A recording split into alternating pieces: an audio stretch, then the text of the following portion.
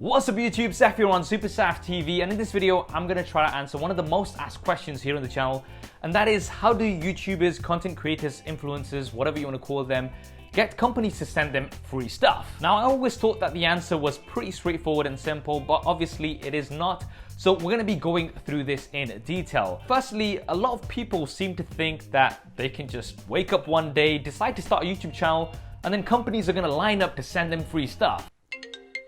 Yo, Timmy, my G, walk on, man, walk on. Yes, gangsta. All swell here. Listen, basically, yeah, I've been seeing all these tech YouTubers, yeah, they got all these free products, all these companies are sending them stuff, yeah, and I've decided, yeah, basically I made a big decision in my life, yeah, that I want to be a tech YouTuber too. So basically, I'm going to need some stuff, yeah, I'm going to need you to send me some shit. I want to start small, and I'm not going to start too big, yeah, so, you know, maybe send me like 4 iPhone 10s, 2 in each color, yeah. Send me about like 12 iPhone 8s and 8 Plus because, let's be honest, not many people are buying them, yeah.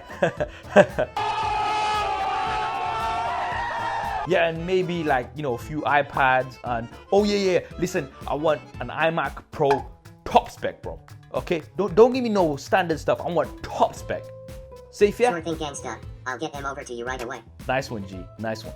Yeah, it doesn't actually work like that. So how does it actually work? Well, I think it's important to firstly understand that not everything we feature on our channels actually gets sent to us. This iPhone 10 here, I had to actually go out and buy with my hard-earned cash for £1,000, and that is purely for coverage here on the channel. Oh, so you must be really rich then? No, not really. YouTube is my full-time job, it's my business, and in order to expand and make my business work, I need to invest into it. Do you go over to a taxi driver and say, hey, Mr. Taxi Driver man or woman, you must be really rich because you own a taxi? No, of course you don't, because that taxi driver is working really hard, has maybe bought a taxi, or maybe renting or leasing this taxi in order to be able to do their job and provide for their family. The second thing to understand is that not everything that's sent to us is actually to keep. The vast majority of the time, a lot of the items that are sent to us do have to be sent back after we've done our video coverage. Now, yes, occasionally content creators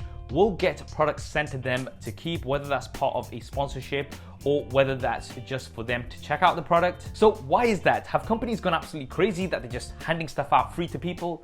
No, there's a simple answer to this, and that is marketing. Brands want to advertise their products to as many people as possible, and it's 2018. If they're gonna spend thousands of pounds or dollars on a billboard, chances are a lot of people are just gonna walk past it because these days people are always looking down at their phones. So the best way for brands to reach audiences is through content creators and influencers, whatever you want to call them. I don't really like the term influencer, but whatever. So brands send products to content creators in the hope that they'll like the product and hopefully say good things about it. Sometimes this can be a bit of a gamble because content creators can also say bad things about the product. But generally speaking, if a brand is confident with their product, they know that the majority of the feedback is going to be positive. Hopefully this content creator is going to share a review with their audiences. That's going to help reach so many more eyes and in turn increase brand awareness and essentially sell more products. So how can you become a content creator and get brands to send you free stuff? Well, the answer is pretty simple. You need to build a big enough audience and a large portfolio of quality work. Sounds easy, doesn't it? But it's really not. It takes years and years to actually get good at what you do and build an audience. I've been making YouTube videos for over 6 years. Even before that, I was posting little videos and clips and sketches just because it was something that I was really passionate about. And I didn't really work with any brands until I was on like maybe 200,000-300,000 subscribers. Things are not as hard these days because brands do appreciate content creators more. So of course it requires a lot of hard work and it's not easy, but nothing worth having in life is. Nothing in this world that's worth having comes easy. I get so many people asking me, hey Saf, I want to start a YouTube channel. How do I get companies to send me products to review? And this, in my opinion, is a very, very bad question. It's the completely wrong question to ask. You need to prove your worth before anything else. Imagine trying to go for a very well-paid job with no experience whatsoever, no skills to show for yourself, no portfolio of work, no qualifications. You're not really gonna get anywhere. Yo, this place is sick, bruv. Hi, yes, please do take a seat. Well, thank you for your application as a senior systems developer. I've been having a look through your application and you seem to have quite a bit of experience. I can see here Apple, Google, Microsoft, NASA, Tesla. Can you tell us a bit more about your roles in these places? Okay, yeah, all right. I'm gonna be straight up with you, Mr. Interviewer, man. It's SAF. Yeah, safe, yeah. Basically, I plugged it on the application and I just need some dough, man. Oh, come on, bro. Sort me out. Security. So yes, right now it's all sounding a little bit impossible, but let me give you some real tips if you are actually willing to put in the work and you are very passionate about doing this as a career. The first thing is to use things that you already have or maybe borrow items. The majority of products that I reviewed earlier on here on the channel were actually things that either I owned already or things that I actually didn't own and I borrowed of family and friends. And thankfully, my family and friends actually trust me enough to let me borrow something that they own for maybe a week or so, and in return I'd maybe buy them some accessories or something. The second tip is to maybe buy things that are used or maybe even rent things. This way you'll be making a much smaller investment up front. And the third and final tip, and I think this is probably the most important, is to start small. If you're gonna straight away wanna go for the big dogs like the iPhone 10 and the Samsung Galaxy S9 Plus, then those are very, very expensive devices. Maybe start on something that's smaller.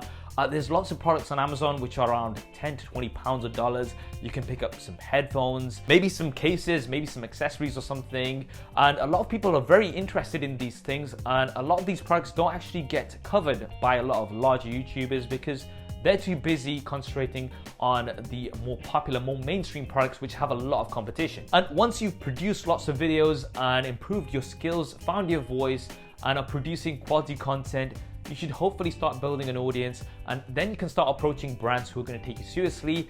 And if you're actually really good at what you do, then brands will approach you. Now, side note, it is very important to remain honest in your videos. Don't just say good things about a product because you hope to work with that brand. You can always provide constructive criticism on products, and lots of brands actually appreciate this. And that's kind of how things work in the real world. I know this was a lot of real talk and maybe not what you were expecting, but I hope it has been useful. If it has been useful, then do hit that thumbs up button to let me know.